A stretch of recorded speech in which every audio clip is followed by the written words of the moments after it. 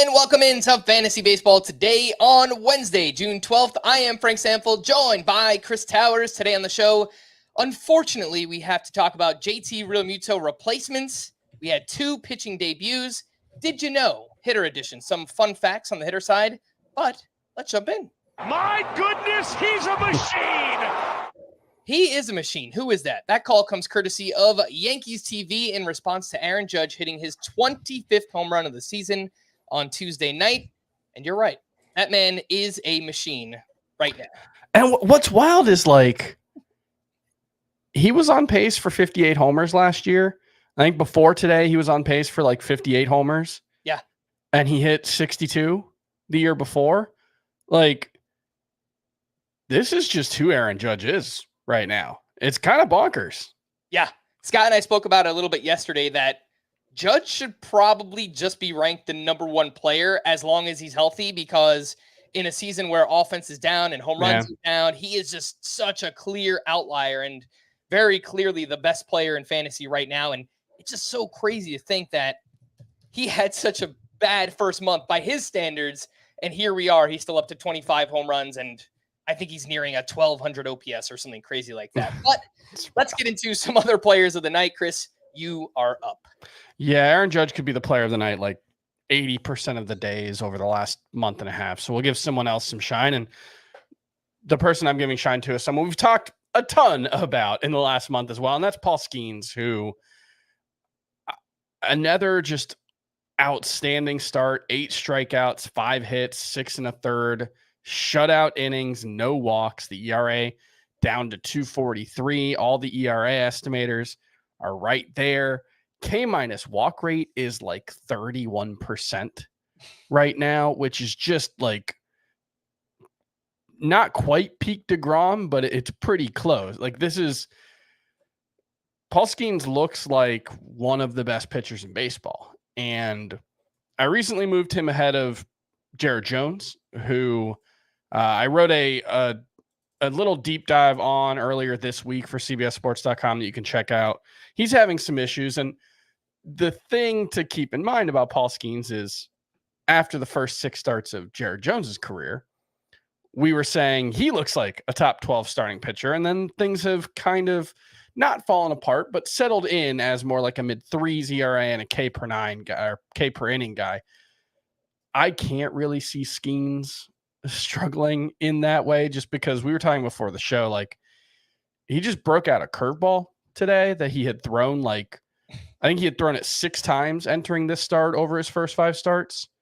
He had thrown it 18 times over his first 5 starts. He goes out and throws it 20 times today. Gets 4 whiffs on 10 swings.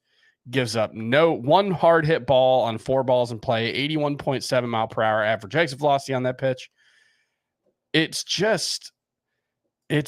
everything about Paul Skenes is completely bonkers right now.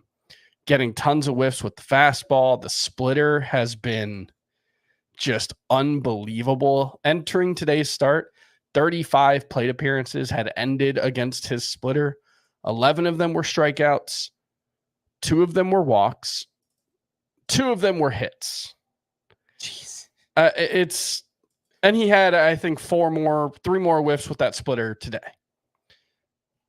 I mean, he pitches for a mediocre team, but in a good home park. The skill set looks ace level. How high is too high to rank Paul Skenes right now? It's a good question. And I mean, I think the only thing that can get in his way, and this seems obvious for any pitcher that throws 100 miles per hour, is injury. So knock on wood, obviously we do not want that to happen with Paul Skenes, but you mentioned the K- walk rate. I mean, there are updated numbers right now on Fangraphs after today. It's 31% among starting pitchers with 30 innings this season. That is first in baseball. That is the best among starting pitchers with 30 innings. It's better than Flaherty, Crochet, Glasnow, Sale. Those are the pitchers right behind Paul Skenes. You know, with Jared Jones, I think it's a little bit different because he didn't have the prospect pedigree, obviously, and there were concerns about the walks, and we're starting to see that now prop up. And we don't really have those same concerns about the control with Paul Skenes. He has 46 strikeouts to 6 walks, 1.6 walks per 9, and he also gets ground balls, right? Like, he does everything you want from a starting pitcher. 51% ground ball rate. It's just, can he stay out of his own way? Can he stay healthy? And can the Pirates stay in it long enough where, if they're out of it entering September, do they just kind of baby Paul Skenes and shut him down at some point? That's not out of the realm of possibility, but on a per inning basis, Paul Skenes is probably going to be a top 12 starting pitcher rest of the way. I thought about moving him into the top 12. I've got him 17th at starting pitcher in my Roto rankings, which I updated today. But the thing is, it's a log jam in the starting pitcher rankings.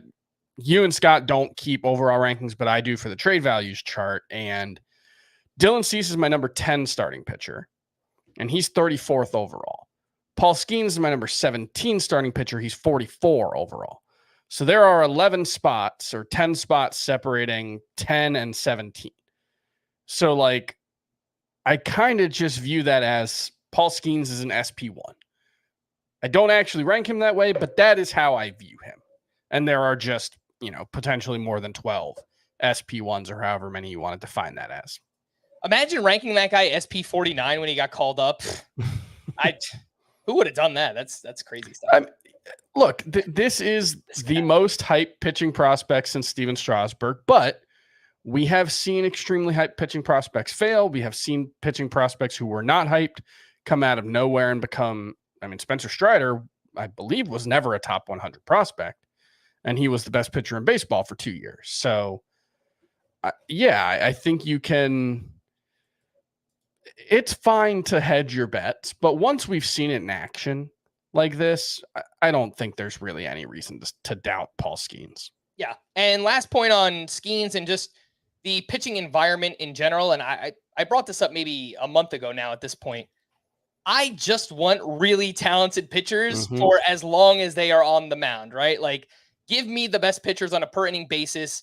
I think this season, especially, we've learned that we know nothing about pitcher injuries, especially when guys like Garrett Cole, who have been the most healthy pitchers one of the most healthy pitchers in baseball entering the season, gets hurt.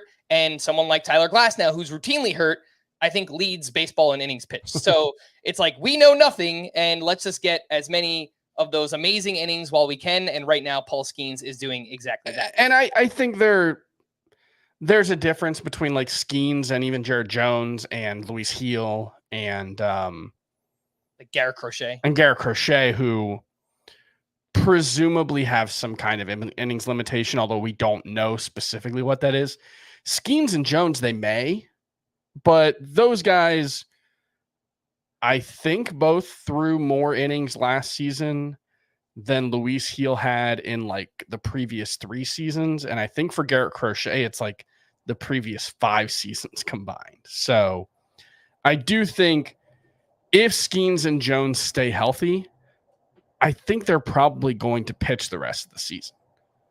And it might just be that they max out at 170 or 175 innings because there are a few 5-inning starts and they pull them out early and this maybe, but like, I think it's unlikely we see a shutdown for Skenes and Jones.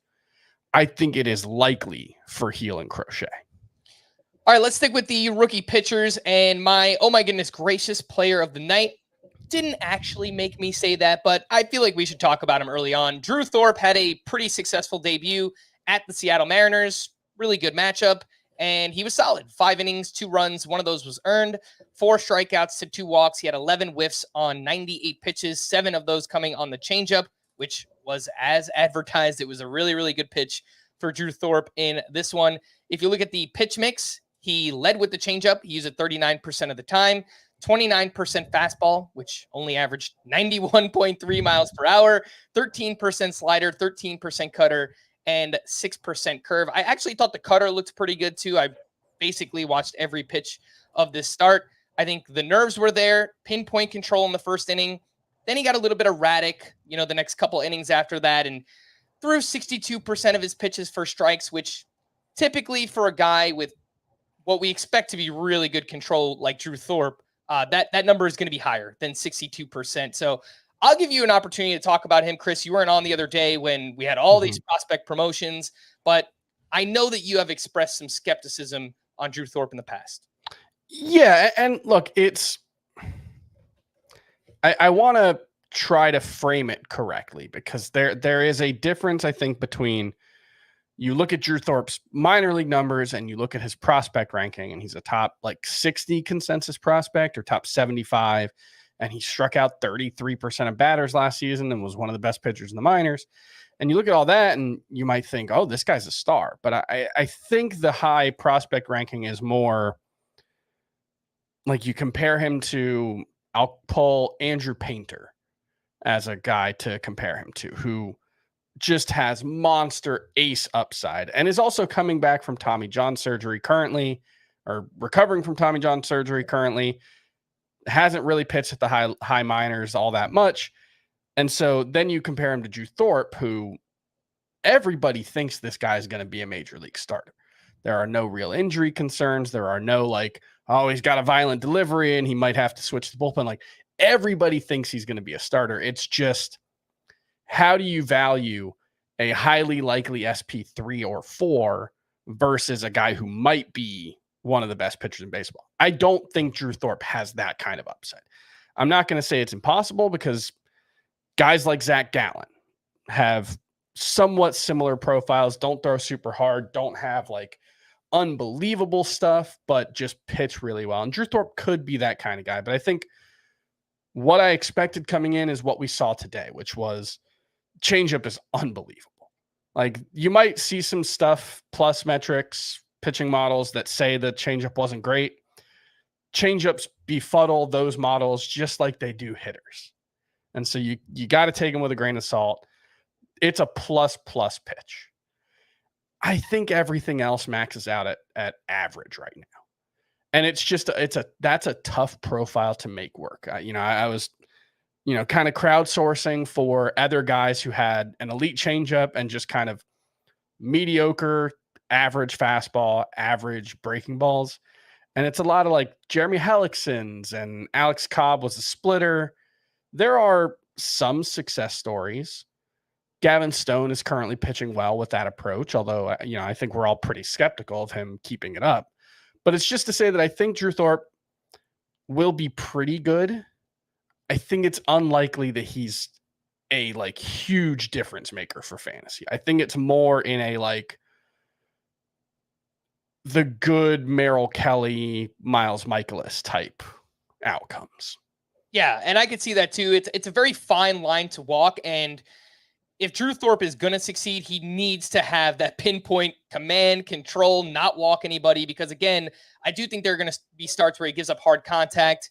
In a start where if the changeup isn't working, what else can he go to? Especially when he only throws 90, 91 miles per hour. So I'm not saying he's a must add by any means. He's up to 38% rostered. I think if you play in a 12-team roto league or deeper, where you have the 9 pitcher spots, I think he should probably be rostered in leagues at least that deep. Once you get into 12-team head-to-head lineups, you only start 5 starting pitchers. I don't think Drew Thorpe needs to be rostered there. He's not going to get wins. He's on the worst team in baseball with the White Sox. Yeah. Would you push Drew Thorpe to the top of the pitching prospects, though, that recently got called up, ahead of Hurston Waldrop and, I guess, Cade Povich? Yes, ahead of Povich. I think I would still chase Waldrop's upside, although I think the downside is he gets sent down literally after his next start if he doesn't pitch better. I think that's a very realistic outcome. I moved Thorpe up to SP 70. So right behind Seth Lugo, Reese Olson, Nestor Cortez, and then Hurston Waldrop and Christian Scott, who is not in the majors right now, but I think we expect to be back very soon. And then Thorpe is just ahead of Zach Littell, Eric Fetty, and actually Michael King is kind of a comp for Drew Thorpe. He throws harder, but changeup is by far his best pitch too. But that's the range that I have him in. So I'm perfectly fine adding him, but not someone I was making triple-digit bids on this weekend, and not someone I need to have on my team. Oh my goodness gracious, lineup of the night. Just gonna get this one out of the way. The Dodgers went off. They scored 15 runs on 14 hits. Shohei Ohtani went 1 for 2 with 2 walks, a sock, and a shoe. His 16th home run, his 15th stolen base. Freddie Freeman went 3 for 4 with his 9th home run. Teoscar Hernandez continues to be the unsung hero of that Dodgers lineup, 1 for 3 with his 17th homer. Will Smith had a big game, 3 for 4 with his 10th home run. Lots of home runs. And Jason Hayward, how about that? 1 for 3 with a walk and his 3rd home run. Chris, any interest in Jason Hayward in, let's say, 15-team, 5 outfielder leagues? He's 2% rostered. No, not really. That's totally fine. Yeah, he's getting it's a taste of a good matchup or a good lineup, but it's cheap exposure to one of the best lineups in baseball. I think in the right matchup weeks, if they're facing lots of right-handed pitching, it's a matchup play with Jason Hayward, but I don't think there's much there either. Quick reminder to sign up for the FBT newsletter if you haven't already. If you're watching us on YouTube, you can scan the QR code that will take you right to the website where you click on the FBT logo, you punch in your email address, and it's easy as that. You'll get a newsletter delivered to your email inbox every weekday. Let's take our first break, and when we return, we'll talk about that JT Realmuto injury right after this. NWSL newcomers battle it out for the first time in league history. Sunday on CBS Sports Network. Keep your eyes on me. Welcome back in. The big news from Tuesday is that JT Realmuto is scheduled to undergo a meniscectomy. Did I get that right? That is a word right there. On his right knee, and was placed on the IL. And apparently he's been playing through the injury for nearly a month now, and is set to miss about a month of the season, which sets him up to return right after the All-Star break. I think at this point, Chris, JTR is very clearly behind William Contreras, Adley Rutschman, Will Smith. Like, those guys are a trio. They're the top 3 catchers. Clear top tier in fantasy. Realmuto has still been pretty damn good. He's not running as much as we hoped, but he's part of one of the better lineups in baseball. He hits right in the middle of it, and the numbers this season have been pretty good. So he has performed like a top 5-ish catcher this year, and that's pretty hard to recover from. If you play in a shallow 1-catcher league, I think the top names that could be out there, they're both under 80% rostered. Logan O'Hoppe and Francisco Alvarez. Who do you prefer between the two? I think Francisco Alvarez would be the play. I just think there's more upside there. Mm-hmm. If those two are gone, I think the next two I would look at Shea Langoliers, who he's very streaky. He mostly just hits for power. The StatCast numbers actually look really, really good for Langoliers this season. And Tyler Stevenson is a name we haven't talked much about, but he's been solid, a high floor play. He plays a lot for the Cincinnati Reds, and it's just a middling batting average, solid power. He's not going to wow you anywhere, but I think he's a serviceable high floor catcher. What about in 2-catcher leagues? These names could be out there, and I think maybe some 12-team 2-catcher leagues. Patrick Bailey, 30% rostered. Keibert Ruiz, 28%. And Ivan Herrera is 20%. How would you rank those 3? Bailey, Ruiz, and Herrera. I actually think I have it ranked Herrera, Bailey, Ruiz. But I really like a lot of what we've seen from Patrick Bailey this season in particular. His quality of contact has been really good. 91.6 mile per hour average exit velocity. His expected WOBA on contact is 412, which last year it was 410. And remember, he was a pretty mediocre fantasy option, but he's cut his strikeout rate from 28% to 20%. And he's increased his walk rate from 6% to 11.6%. That is almost double for my math majors out there. And I think there's a lot to like about Patrick Bailey. He's an elite defensive player, so we know that there's a lot of playing time security there. So I think either him or Herrera is a good option. Keibert Ruiz, I think is just what he is. You're hoping for a cheap batting average, and that's really all he's, I think, capable of, frankly. And what's weird about that is he's not even hitting for batting average this season. Yeah. The one skill he's really supposed to provide most. And I know he hit for more power last year. It was more of a volume play. He was just getting so much playing time at catcher, at DH. This is Keibert Ruiz we're talking about. But yeah, things have kind of plummeted for him so far this season. In deeper 2-catcher leagues, we're talking 15-team 2-catcher leagues. good luck. I mean, it's pretty rough out there. But Corey Lee is someone who's been playing for the White Sox recently. He had 3 hits on Tuesday. Tyler Soderstrom has homered in 2 straight. And I think you can look at JT Realmuto's replacement, Garrett Stubbs. He's going to get lots of playing time. Again, cheap exposure to a really good lineup. Stubbs went 1 for 4 and actually has 4 steals so far this season. So sneaky little speed source there. Chris, anyone that stands out there, deeper 2-catcher leagues, Corey Lee, Soderstrom, and Garrett Stubbs? Well, if you remember the preseason, I was drafting Tyler Soderstrom a lot late. And, he has started, I believe, 7 of 10 games since the start of June. He's not done a ton in them. I think he has 5 hits in those 7 games. So still a lot of issues there. I think his minor league numbers were not particularly impressive. Actually, 882 OPS. He was better than I thought. Just had a 245 batting average. I think Soderstrom's the only one of those guys with any path to upside because he might play close to every day at some position. He'll play some first base. He'll get some DH opportunities. And I do think, this was a guy who was a top 100 prospect entering this season, was like a top 50 prospect entering last season. So if I was going to take a chance on any of those guys, it would be the 22-year-old Tyler Soderstrom. And what about a trade? You can look to buy low on Sean Murphy. You can look to buy low on the entire Atlanta Braves lineup because they have been really bad for a long time now. But I think it's more likely than not they turn it around, including Sean Murphy. And if you're playing a 2-catcher league, Gabriel Moreno has been a big disappointment this season, but I still think there's a lot of talent there, and I think he's someone you can get very cheap. Do want to make a quick correction because I spoke about Realmuto as the top 5 catcher. He was when he was healthy. I didn't mention Salvador Perez. I don't want to omit. Salvador Yeah. Perez, awesome. I think he's like a tier. I think he's in like a tier of his own behind right.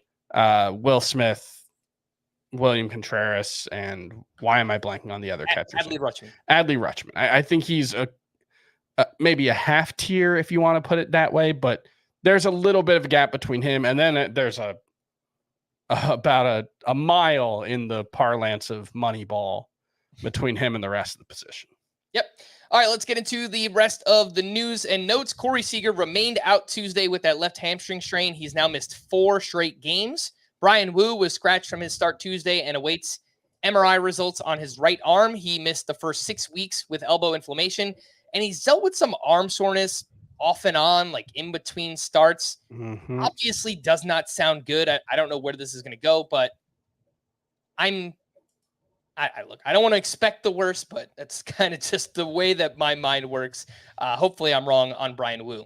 Some Red Sox news. Rafael Devers returned to the lineup Tuesday. Tyler O'Neill hopes to return on Wednesday. And Masataka Yoshida was activated from the IL. He was batting 5th in his return. He went 0 for 2 with a walk.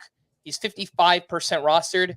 Chris, do you think Yoshida is worth adding in 3 outfielder leagues? I mean, he is better in points, and it's been such a bad position this season that sure, yeah. I don't think there's a ton of upside there, but I think he can be the 33rd best outfielder in fantasy. Sure. Jurickson Profar was removed from Tuesday's game after suffering an apparent leg injury, one of the biggest surprises in fantasy this season. So hopefully he's all right. Randy Arozarena was scratched due to right hamstring tightness. Zach Gallen threw a bullpen session Tuesday, his first time throwing off the mound since landing on the IL with a strained right hamstring. Edwin Diaz won't be activated from the IL until Thursday. We originally thought it was going to be here on Tuesday. That did not happen. Jack Flaherty received an injection in his back on Monday, is scheduled to play catch on Wednesday, and is expected to start this weekend against the Astros, assuming there are no setbacks. Kodai Senga threw a bullpen on Sunday and will throw another one on Wednesday. He's not expected back until after the All-Star break. Bobby Miller will make another rehab start at AAA on Thursday. Yainer Diaz has missed 2 straight with swelling on his finger. The Astros are hopeful Diaz will avoid the IL after an X-ray and MRI came back negative. Max Muncy said Tuesday he's not progressing as fast as he would like from his strained right oblique. Nico Horner has now missed 4 straight with a small fracture in his right hand. could be back in the lineup on Wednesday. Red Sox manager Alex Cora said Tristan Casas is fielding grounders, but hasn't yet been cleared to swing a bat. Wilson Contreras hit soft toss on Tuesday and caught a bullpen session. This was the first time he swung a bat since undergoing forearm surgery back on May 9th. The Rockies elected not to activate Nolan Jones as the team determined Jones needs more time in the minors to find his proper swing. Tommy Edman, a name we haven't heard in a while, took batting practice on the field Tuesday for the first time since last October's right wrist surgery. He is 55% rostered, has triple eligibility, second shortstop in outfield. Chris, would you be looking to stash Tommy Edman, or do you think he's just not going to be himself even after returning from this wrist injury? Given how tough the recovery process has been, I think it makes a lot of sense to be skeptical. I'm not like ranking him in my top 200 the rest of the way. If you have an IL spot and you don't have a better option, sure. But I think there might be 20 more interesting names on the IL right now who I'd rather stash. Mm-hmm. Reds manager David Bell said Christian Encarnacion Strand is considering season-ending surgery to repair ligament damage in his right wrist. Jorge Mateo was activated by the Orioles, and they sent Connor Norby back to the minors. Mateo returned with a 3-run homer off of Max Fried. Ben Brown was placed in the IL with a left neck strain. A left neck strain, don't you? I guess you got a left of a neck. The left side. Yeah. It's just like reading that out loud sounded weird because I'm like, you only have one neck, but I guess, the left side of your neck. Let's say that. Joey Ortiz was scratching the lineup with right hamstring soreness. Gavin Williams will make his next rehab start Saturday and is expected to throw about 4 innings and 65 pitches. He's 62% rostered if you want to stash. I'd rather stash Gavin Williams over Tommy Edman if you need some context there. Hunter Renfroe was placed in the IL with a broken big toe. Nick Prado was recalled, and Ben Lively returned to Cleveland on Monday to get some tests done and apparently has checked out fine and is expected to make his next turn through the rotation. Let's quickly talk about Corbin Carroll, Chris, because I hadn't realized this. He had a big game here on Tuesday. 3 hits, a double, a triple, a walk, RBI, 2 runs scored. One of the only games we've seen this season where Corbin Carroll is filling up the box score. The triple had a 106.2 exit velocity, so really good signs in this one game. And over his last 13, he's now batting .340 with 2 doubles, a triple, 11 runs scored, 2 steals. Still not hitting the ball hard. The line drive rate has gone up during that stretch. There's obviously no homers there. But I think this is a positive development. At least something good is happening right now for Corbin Carroll. Yeah, I mean, look, the thing with Corbin Carroll is I expect him to be much better than he has been so far. I've moved him down in my rankings, certainly, but he's still a top 10 outfielder. He's still ahead of Christian Yelich for some context, but they're very, very close now in my overall rankings. And so I think we're just looking for signs right now, right? Like we're just looking for reasons to be optimistic. The 106.2 mile per hour exit velocity on the triple, very good reason to be optimistic. He had a double that he hit 69 miles per hour. He had a single that he hit 88 miles per hour. Still not quite what you want to see. Certainly not a dominant performance from Corbin Carroll. But I still think he'll be much better than he has been. There are still some good signs in the underlying stats, like the plate discipline remains really, really good. His bat speed is 80th percentile, which, we've had a lot of concerns about the power, but that seems like a good sign. So I remain hopeful about Corbin Carroll. Did you know, Hitter Edition? I got some fun facts, just where some hitters rank right now, and some guys that we haven't talked much about. Kyle Schwarber has quietly had a really strong season, 2-for-4 with a double dong. He is batting .240 with a .359 on base percentage, 13 homers, 47 runs scored, 38 RBI, 4 steals, and a .776 OPS. He's hit .218 or lower each of the previous 2 seasons, so the fact that he's got the batting average up to .240, I think, is very encouraging so far this year. And entering Tuesday, did you know, Chris, Kyle Schwarber was the 10th best outfielder in Roto, 11th in head-to-head points. That sounds right. He is right around there in my rankings, I believe. I think I moved him. I think he was SP 12, or right around there. So that's not super surprising. He's very good, and no other outfielders are. Well, at least one more on this list. Steven Yeah. Kwan has not missed a beat since returning. 3 for 4 with 2 doubles, a walk, and 2 RBI. 7 games since coming off the IL. 520 batting average, 1 homer, 1385 OPS. And overall, Steven Kwan is batting 380 with 4 homers, 38 runs, 3 steals, a 984 OPS in just 39 games. Chris, did you know? Entering Tuesday, Kwan was averaging 3.8 fantasy points per game. That was 5th best among outfielders behind only Judge, Soto, Tucker, and Betts. I did not know that he was averaging exactly 3.8 points per game, but if you had told me that there was a guy hitting 380 who never strikes out and has more walks than strikeouts, yeah, I'd probably believe that guy was averaging close to 4 fantasy points per game. I don't expect Steven Kwan to continue averaging 3.8 fantasy points per game, but I do think he's absolutely a must-start fantasy option. It's weird because he overperformed his expected stats as a rookie. Then he underperformed his expected batting average in particular by like 20 points last season. And then this year he's hitting 380. Of course, he's overperforming his metrics, but he is sporting a 323 expected batting average. Like, this might be currently the single best skill set in baseball for batting average. I wish he hit for more power. I wish he ran more. Only 7 stolen base attempts in 39 games, only 3 successful ones, but it's still overall a very good skill set. Again, at a time when outfield is terrible. So he's, I believe, close to top 15 in points, not quite that high in Roto for me. And there was that article that came out during spring training that the Guardians were trying to tap more into power this season. Obviously, it's worked with Josh Naylor and even Kwan, right? Like, you might scoff at, 4 home runs, whatever. He had 11 home runs total entering this season, and that was in like 300 games played. So the fact that he already has 4 home runs in only 39 games, I don't think he's going to hit much more than like maybe he can get 8 to 10 homers this year. But if he does that with really good batting average, scoring tons of runs, the Guardians have been a surprise team and a surprise lineup all year. So I think he's going to continue to score a lot.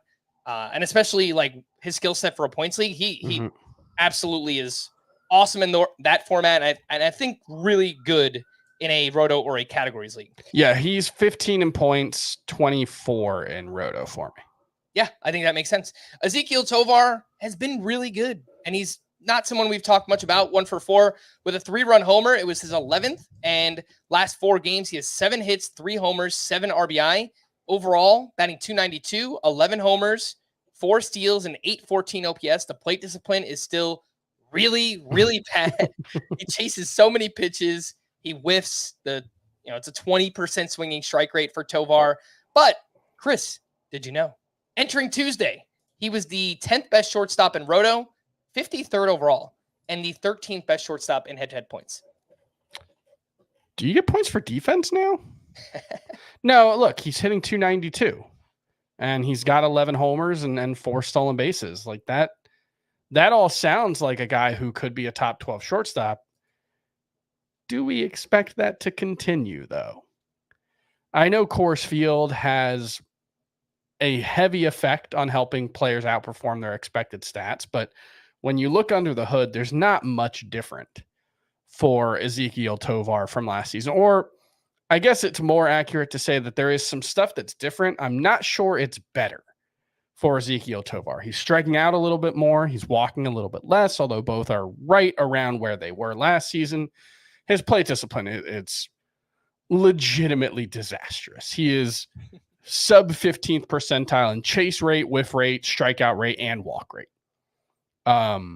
He's going up there hacking. He doesn't and I tend to think that even in a best case scenario, it's going to lead to some we've seen Christopher Morel and Randy Arozarena have these stretches where they just look absolutely lost, and they're very aggressive free swingers as well, less so than Tovar actually.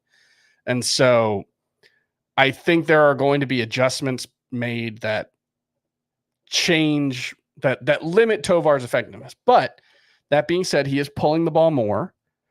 He is hitting the ball in the air more often than he did last season.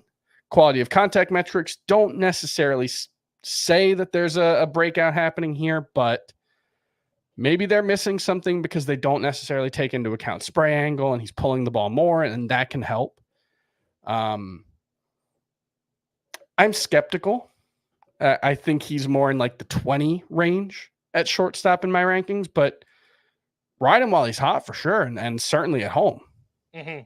Yeah, I do think there are going to be some peaks and valleys with a profile like this. I wonder if at some point, as bad as the Rockies lineup is, why would pitchers throw this guy a strike? Just throw everything out of the zone and see if he chases it. Why not? It seems very likely that that's going to happen. So, I think there's going to be some streakiness involved with Tovar, but he's doing some good things. You mentioned the pull rate, the fly ball rate.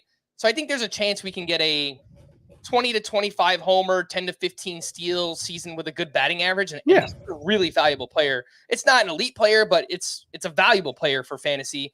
And I think that's probably close to what I'm expecting moving forward from Tovar. Last one here is Taylor Ward, who went 2 for 2 with a walk and his 12th home run. I know it's been a bit of a struggle recently for Taylor Ward, but the expected stats are still really good for Ward. It's a 270 XBA, 515 X slug, and his 373 expected WOBA ranks 25th out of 259 qualified hitters. So that is pretty awesome for Taylor Ward. And entering Tuesday, he was the 29th best outfielder in Roto, the 22nd in head-to-head points. So even though he slowed down a bit recently, I would say hold on to Taylor Ward. Under the hood, things still look pretty damn good for him. The one thing I would point out for him as far as a potential explanation for why he's underperforming is his pull rate has dropped from 38% to 30%. He's hitting more fly balls, more line drives. All of that's really good. But the batted ball profile overall does not necessarily lend itself to being optimized for production. So it's possible he continues to underperform. But again, if you've got an outfielder who's giving you anything to be optimistic about right now, and it's not a top 8 guy, you definitely hold on to them because there just aren't many of them around. I think even in a 3 outfielder league, Taylor Ward is worth hanging on to. Let's take our final break. And when we return, we'll get into waiver wire pitchers. We'll do that right after this. Have you heard of semaglutides? Ozempic, Mounjaro? Hartman, this could be dangerous. Let's do it. South Park, The End of Obesity. New exclusive event, now streaming. Exclusively on Paramount Plus. Welcome back in waiver wire pitchers. And I didn't know whether to include Tyler McGill because it was a mixed start. It wasn't a great start by any means. Up against the Marlins, 4 2/3, 3 runs allowed, 2 of those earned, but he had 8 strikeouts and he had 17 whiffs on 87 pitches. So could be the result of playing the Marlins lineup, but I thought the whiffs here were encouraging for Tyler McGill. Jamison Tyone pitched very well at the Rays. He threw 6 shutout innings with 5 strikeouts. Miles Michaelis was dominant against the Pirates. On the other side, against Paul Skenes, he threw 7 shutout innings, 1 hit, 1 walk, 6 strikeouts, only 7 whiffs on 84 pitches, but last 5 starts for Michaelis, it's a 2.70 ERA and a .73 whip. And Cal Quantrill turned in a strong start at the Twins. He threw 6 shutout, 3 hits, 1 walk, 5 strikeouts, 15 whiffs on 100 pitches. Continues to lean on that splitter. He threw it 40% in this start. It was really good. And he's just like tripled the splitter usage from last year to this year. And overall, it's been a really, really good pitch for Cal Quantrill. So, the upside is limited. He pitches for Colorado in Colorado, but in the right spots, on the road at the Twins, it could make some sense as a streamer type. Chris, any interest in Quantrill, Michaelis, Tyone, and Tyler McGill? Yeah, I think we can kind of dispense with Quantrill first just because of the Rockies of it all. Like his next start is scheduled to be next Monday at Coors Field against the Dodgers. That will make him a 2-star pitcher though, Chris. And he would probably start at home versus the Nationals. So that's better, but that's scary. No, I'm not starting Cal Quantrill at Coors Field. I just can't do it. His next start after that looks like it at Chicago. So if you want to wait like 17 days to use Cal Quantrill, then I guess you can add him. But no, I can't justify it. If he pitched somewhere else, I think he'd be a pretty interesting option in like a Albert Suarez kind of way. But Albert Suarez pitches for the Orioles and Cal Quantrill pitches for the Rockies. So I think that kind of tells the whole story there. Tyler McGill remains very interesting. He has had spurts in the past where he has been interesting and then he has gotten hurt or fallen off, not been able to sustain velocity jumps. His velocity is up right now. That splitter / forkball / spork looks really, really good. 57% whiff rate. Kind of wish he'd use it even more. His overall usage for that pitch is 9%, and he only threw 6 of them today. I don't know if the overall profile is good enough. And given the overall state of pitching, like I think I'd rather take that chance on Hurston Waldrop or Drew Thorpe than Tyler McGill, excuse me. I think I would rather stash Christian Scott than add McGill as well. Would you drop any of these 2 pitchers for any of the names we just mentioned? I'll throw Drew Thorpe in this mix as well. Brady Singer up against the Yankees. He allowed 7 runs, 6 of those earned. He has a 7.71 ERA and 2 June starts. The overall numbers still look pretty good. He's 92% rostered. Would you drop Singer for any of those guys? Probably not Quantrill, just because you're not starting him for the next 17 days. But I think I'm fine with any of the other ones. It might just depend on what the next matchup is for each of them. But if I'm chasing upside, I'd rather have Waldrop. I'd rather have Thorpe. I think McGill has more upside. Michaelis and Tyone are I think, both streamers. What about Jordan Hicks? He faced the Astros 4 2/3 innings, 3 runs. He has not completed 6 innings in a start since April 27th, and this is now 3 subpar outings in a row. Again, the overall numbers still look pretty good for Jordan Hicks, but the utilization of him in fantasy, I just don't know how realistic. Maybe as a relief pitcher, he is a spark in head-to-head leagues, but would you drop Jordan Hicks for any of those names? So there are a lot of hitters that we talk about, like a Stephen Kwan, who, or actually a better might be Masataka Yoshida, who like his skill set is more well suited for a head-to-head points league, but that is the shallower format for outfielders, and that makes it harder to value him. Jordan Hicks is kind of the opposite, where his skill set is probably better for a roto league because I think you're going to get pretty good strikeouts. I think you're going to get pretty good ratios, but in points leagues, wins and quality starts matter so much more. And he just isn't going to get quality starts at this point. And he's not going to get a lot of wins at this point. So it's a weird skill set. I think Jordan Hicks is pretty droppable. I can't say I would drop him for all of these guys, but like, do you know Miles Michaelis' next matchup off the top of your head? No, but I can quickly pull it up. Probably would be if Michaelis is a 2-start pitcher next week, I'd be fine dropping Hicks for him. It looks like Michaelis has 1 start against the Giants next week. Okay. It might be against Hicks. Maybe. Yeah, but that I think is just telling of where Hicks is at this point, which is a pretty fringy option overall. All right. It was a light night for waiver wire hitters, but Brandon Lau showing some good signs recently. 1 for 5 with his 3rd home run, added 3 RBI. His last 6 games, he has 6 hits, 2 homers, 10 RBI, and 1 steal. He has started 10 of the past 14 games for the Rays. He's up to 60% rostered. Does that number need to be higher, Chris? Because then we're talking about head-to-head points leagues, and he doesn't play every day. And I don't know. How do you feel about Brandon Lau? He's pretty fringy in head-to-head points leagues. So I think 60%, like I write a waiver wire section of the newsletter every day that gets published on cbssports.com every morning. And I thought about Lau, but it was easier to make the case when it was like 45% rostered a week or two ago. Now that he's 60%, there probably aren't that many leagues where you need to go out and add him. Mm-hmm. The most added second baseman on CBS right now is Nick Gonzalez. I would rather have Gonzalez, rather have him than Brandon Lau. Yeah. What about Lau versus Geloff? Because Geloff is kind of heating up a little bit recently. Yeah. They're both better in Roto. Yeah, true. Geloff gives you steals, so I think I'd rather have him. But I do think Lau is a better bet for, like, he has one difference-making skill, and that's power.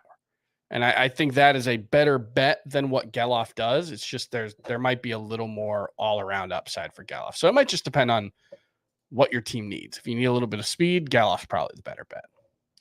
Andrew Vaughn is doing some things in the month of June. He is batting, he went 2 for 4 with his 7th home run, and in 8 June games, batting .394, 3 homers, 1139 OPS. The overall numbers are still pretty bad because he got off to such a terrible start. 32% rostered. Do you have any interest in adding Andrew Vaughn?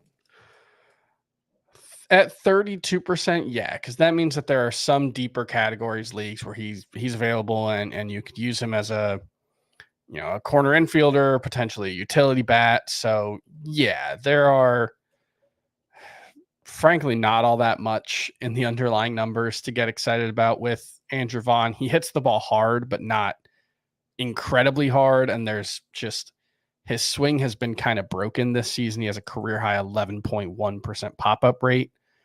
He's not pulling the ball at all. So it's just, nothing has been optimized for him, but he's still relatively young and still has relatively interesting skills. So I don't want to give up entirely on Andrew Vaughn, although I really don't think there's much of a ceiling there. Say you have someone like Anthony Rizzo or Justin Turner as your corner infielder right now. Would you drop either of those for Andrew Vaughn? Rizzo, yes. I think he really, the onus was on him to prove that last year was about the concussion, and he has not done that at all. Turner, I still have more faith in. So I think I'd rather have Turner, but ultimately, if you're just churning that roster spot, I don't hate the idea of going with the hotter hand right now. 2 names in deeper leagues. Scott and I spoke about Spencer Horwitz yesterday, and it's back-to-back multi-hit games. He went 2 for 4 with a walk and an RBI. He was moved up to the leadoff spot with Davis Schneider out of the lineup. He's only 5% rostered. And Paul DeJong, 2 for 4 with his 13th home run. He has 6 homers in his last 11 games. This is not going to last forever, but he is hot right now. Chris, any interest in Horwitz or DeJong in deeper leagues? I mean, I've been starting Paul DeJong in an AL only league literally the entire season. So in an AL only league, you have to be so pleased with what he's provided. I mean, he was a $0 reserve round pick who has been in my lineup literally the whole season. So it's hard to ask for much more than that. I don't know. Paul DeJong it's basically only power, but given how hard that has been to find this season, I think there's a non-zero number of 15 team leagues where Paul DeJong probably should be rostered right now. And Horwitz, I mean, the minor league numbers are fairly interesting. He hasn't done a ton when he had gotten the opportunity at the major league level before this, and he's older and, a lot going against him, but consistently huge batting averages. And the Blue Jays are desperate for anything on offense, so they might be willing to plug and play him as long as he's hot. So he's interesting in 15 teams as well. Yeah. The profile looks a lot like Luis Ariz, but not the same, I think, outlier batting average, because Ariz is whatever. He's the best. But maybe less batting average and a little bit more power. Like, if things click for Horwitz, maybe he's a 300 hitter with 10 to 15 home runs, something like that. I think that's probably the best case scenario. But the problem is for him, when you want to compare him to like Luis Ariz or Steven Kwan, the kind of, reigning batting average standouts, those guys are 6 to 10% strikeout rate guys. Horwitz at AAA was like 17%. And you'd expect that to be more like 20% at the major league level. So it's going to be really hard for him to hit 300. He might hit 275 and be sort of useful if he continues to get some opportunities. But I think outside of 15 team leagues, I don't think Spencer Horwitz is much of a concern. All right, let's get into some of the leftovers. The pitching standouts, part 1. Zach Wheeler turned in another great start. He was at the Red Sox, where he went 7 innings. He allowed 1 run with 4 strikeouts, only 5 whiffs on 88 pitches. He threw his sinker more in this one, so I think that might explain why the strikeouts were down in this start. And Jesus Luzardo finished 1 out short of a quality start at the Mets, 5 2/3, 2 runs, 4 strikeouts, 16 whiffs on 91 pitches. He kind of has this Carlos Rodon thing going on where he's getting lots of swinging strikes, but it hasn't really translated to strikeouts. So I feel like the strikeout rate is going to get better. Luzardo, the overall numbers still look really bad. I think there's a buying opportunity, especially when you consider he's the most likely starting pitcher to get traded at the deadline, and he's going to wind up on a better team. Yeah, you would assume he's going to end up on a contender, and like, even if you're skeptical, 383 FIP, 122 WHIP, that's a very useful pitcher, even in the environment where pitching has been so easy to find. I think there's a buy low window. The only thing, though, is his fastball's been really bad, and the velocity's down to 95.4 miles per hour. And I may have mentioned this last week, but I remember reading in Eno Sarris's pitcher preview column, or his rankings piece, when he talked about Luzardo. He talked about the main difference between the very good version of Jesus Luzardo that we've seen in Miami and the really bad version that we had seen prior was basically around 1 mile per hour in fastball velocity. And it all came down to his fastball when he's sitting 96, 97 can be really good. When he's sitting 95, 96, tends to get hit pretty hard. And his fastball velocity is down 1.3 miles per hour. So I think that might be tough to come back from, and it might limit the ceiling, even with the slider and changeup looking really, really good this season. Some pitching standouts, part 2. Ronel Blanco turned in another great start. He was at the Giants, 6 innings, 1 run, 8 strikeouts, had 17 whiffs on 96 pitches. 9 of those came on the slider, 7 on the fastball. Both of those pitches were awesome in the start for Ronel Blanco. Zach Eflin continues to just kind of be mediocre. He was up against the Cubs, 5 2/3, 7 hits, 2 runs, only 3 strikeouts.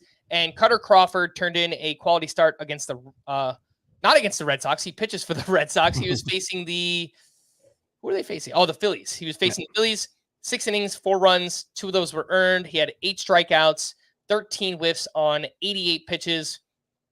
What's the temperature check right now, Chris, on these 3 pitchers? Because Cutter Crawford has kind of been trending down over the past month, and Ronel Blanco, I think, still remains a sell high, and Zach Eflin just looks like more of the pitcher he was before last season when he was just kind of okay and not a standout in fantasy. Yeah, so I have Blanco 60th. I have Eflin a little lower than that, actually, 63rd. And then Cutter Crawford is 76. So I think all 3 of these guys are firmly globby, if we can still use that term. Blanco probably is the one I'd be looking to sell, and Eflin is probably the one I'd be looking to buy, just because I think the perception of their values is very different. Blanco, I think there's a sense that he's like a ground ball type who's going to continue to be able to exist without having elite strikeout or walk numbers, but he's actually kind of an average ground ball guy, and his quality of contact suppression hasn't been great. So I think he's just running hot, and the sell window is now back open for Ronel Blanco, so you should try to take advantage. Yeah, his previous 2 starts before this, he allowed 4 earned runs in each, and this start was awesome. So I agree with that. I think it kind of reopens the possibility. Let me try and turn Ronel Blanco into whatever needs you have right now. But I would imagine most people are still looking for hitting at this point in the season. Speaking of hitting, some leftovers there. Apparently the Cubs are thinking about replacing Christopher Morel at third base. and he responded by going 2 for 4 with his 13th home run, still batting just 208, does have a 318 on base percentage. He's done a much better job with the plate discipline this season. The expected numbers still look really good for Morel. If there wasn't a risk of him now losing his job, I think he's still such a clear buy low just based on some of the underlying numbers. But yeah, there is a real chance that he loses his job just because he is so bad defensively. Josh Naylor continues his breakout season, 2 for 5 with his 17th home run. Giancarlo Stanton continues his redemption season, 2 for 4 with his 16th homer, 111.2 exit velocity, 446 feet. The 16 home runs tied for 8th most in baseball right now. Fernando Tatis continues his tear, 2 for 4 with his 8th stolen base. And over his last 14 games, batting .431, 4 homers, 12 runs scored, and 2 steals. And Julio Rodriguez, still no power, but he is running 1 for 4 with 2 steals, 2 runs, and he is now up to 16 steals on the season. Anything stand out from this group? There have been a couple of really good pieces on, I believe there were Baseball Prospectus pieces by Matthew Trueblood about Christopher Morel and kind of just diving into why he might be underperforming his expected stats. I think they're worth seeking out. I struggle because I've been more skeptical, I think, than you and Scott of Christopher Morel, but the underlying numbers are much better than the actual production. I do wonder, like, you look at one of those stats that we don't really talk about very often, because I don't think it has too much predictive value, but it's launch angle sweet spot, which is just what percentage of the batted balls that a player has are within a specific launch angle range. And you still have to hit the ball hard. I remember like Kevin Biggio had like elite launch angle sweet spot percentages, and it didn't really matter because he didn't hit the ball hard. Morel does, but he tends to he gets on top of the ball a lot, or he gets under the ball a lot. He very rarely hits like sweet line drives. And I think that's the biggest issue, is that if you're hitting the ball directly into the ground at 106 miles an hour, I mean, that might be impressive, but it's not going to really help you produce much. So I do think there is some concern that he just might be one of those guys who underperforms in that way. As for everyone else, I know people want me or want us to say that you should trade Julio Rodriguez for whatever you can get for him. And I don't know. I don't really I remain unconcerned. I know it stinks that he's been so bad this season. I still think he's going to be fine. I really don't have any reason to think that he's not. 2 months feels like a long time when you're in it. But from the perspective of what matters for predicting performance moving forward, 2 months is really not very much. So as much as some people might want us to say, yes, you can trade Julio Rodriguez, I think it would be a mistake if you did. And we saw what happened in the summer months last year. I mean, when Julio gets hot, he can carry your team in fantasy. So yeah, that's the thing is I want to trade Julio Rodriguez. For who? Who is this upgrade that you're going to get for Julio Rodriguez? People will say, well, I have to get something. No, you don't. Let's say you turn him into Christian Yelich. Christian Yelich has been awesome this year. You don't get what he's done so far. Right. What Christian Yelich has done so far does not matter for your team. And what Julio Rodriguez has done so far does not matter for the rest of the season production you're going to get from these guys. I really like Christian Yelich. I don't think he's anywhere close to Julio Rodriguez rest of the way because of the upside of what a fully realized Julio Rodriguez is. This is a guy we were picking potentially top 2 before the season, and I don't think his skill set has changed very much. And it's the classic buy low, sell high. That's what you're supposed to do, right? And you're not supposed to sell low. What are you going to get 75 cents on the dollar right now for Julio Rodriguez? One thought that I've had, because my Tout Wars team is kind of spiraling out of control right now, is in deeper leagues, trying to ship out your best player for 2 really good players just because it helps upgrade another lineup spot that's being filled by basically nobody. But I like the fact that Julio Rodriguez hasn't performed. I don't know that you could get 2 really good players for him in return. So makes it a little bit more difficult. I would just hold on as well. If you could get Michael Harris and Michael Harris and Randy Arozarena, I guess I could do that, even though they've both been really bad and there are some pretty concerning. You are buying low, which is but maybe it works out. Yeah, the problem is you're definitely not going to improve your outfield situation by trading Julio Rodriguez. So I don't know, Corbin Carroll plus something, because I am much more concerned about Corbin Carroll. That's the struggle. Yeah. Some bullpen updates from Tuesday's action. For the Cubs, Hector Neris entered the 9th with a 1-run lead. He gave up a game-tying single and then a walk-off 3-run homer, took his 3rd blown save and first loss.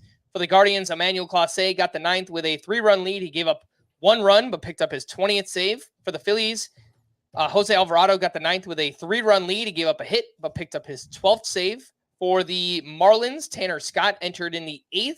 He pitched 2 perfect innings with 3 strikeouts for his 8th save. And it was a rough start to the season. I remember just yesterday, me in particular, I was very worried about Tanner Scott. He is now down to a 1.30 ERA and a 1.16 whip on the season. I will say, very likely trade candidate. Yep, here as well. So bring that up. Yeah, that's the issue, is that the Marlins seem very likely to trade Tanner Scott at some point, especially with how well he's pitching now. So, and wherever you might not get a lot more saves the rest of the way, you're not getting many saves from him anyway. Yeah, wherever he goes, he most likely is not the closer for that team. So keep that in mind with Tanner Scott. For the Rockies, Jalen Beeks recorded 5 outs across the 7th and 8th. He gave up just 1 hit. And then Tyler Kinley got the 9th inning with he got the 9th. He gave up a 2-run homer, but converted his 5th save. Kinley now has the last 3 saves for the Rockies, but he is just... Yeah, he is the Rockies closer. That is about the end of the list of positive things I would say about him.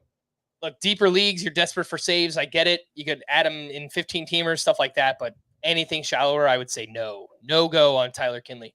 For the Cardinals, Ryan Helsley got the 9th with the game tied. He gave up 2 runs, took his 3rd loss. On the other side, for the Pirates, David Bednar got the 9th with a 2-run lead. He gave up a solo homer, but picked up his 14th save. For the Blue Jays, Yimi Garcia got the final 4 outs, 3 via strikeout for his 5th save. For the Astros, with Josh Hader unavailable, he worked back-to-back days. Ryan Presley got the 9th. He struck out 2 for his 2nd save.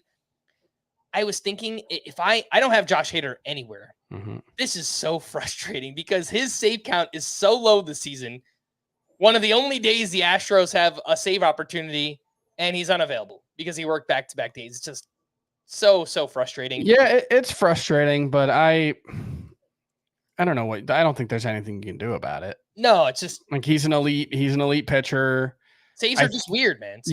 That's the thing, is that when you have, it's like touchdowns in fantasy football, right? They're super valuable. For closers, saves are basically the only thing that really matter. And Josh Hader is an elite pitcher on what should be a pretty good team, and he's getting so few saves, and it's just because they're rare opportunities. They're rare events. And just like it's infuriating when your running back gets tackled on the 1 and then the backup comes in and scores, it's infuriating when Josh Hader works 2 days in a row and then Ryan Presley gets a save.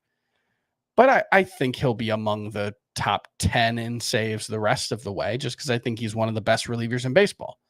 But it's frustrating.